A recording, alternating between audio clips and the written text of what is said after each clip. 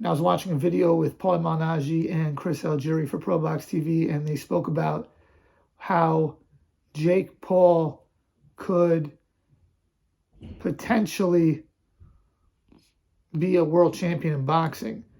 And, you know, a few years ago I said that he would have no chance of being a world champion in boxing, but Paul Malignaggi brought up a good point. He said if you looked at Julio Cesar Chavez Jr., he really shouldn't have been able to be a world champion in boxing either. But what happens is they'll manipulate it in a way where they could get you a shot. And I think it was Mauricio Suleiman for the WBC who said if Jake Paul beats Tommy Fury, he will be able to be ranked in the top 15 for the WBC.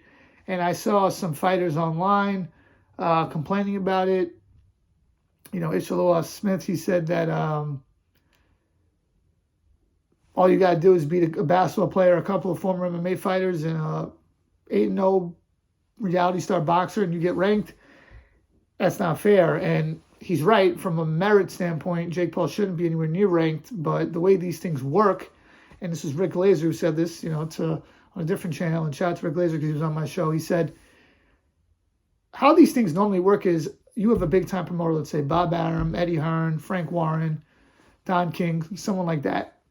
They have a prospect. They call up the WBC or the WBO or whatever sanctioning body, and they say, hey, what's up? I got a guy. He's 15-0, 15 knockouts. Can you get him ranked? The commission says, let me see him fight one time. If he does well and wins, we're going to have him ranked. And that's it. That's how they get ranked. So it's always a hookup system in boxing, and it's always a system where you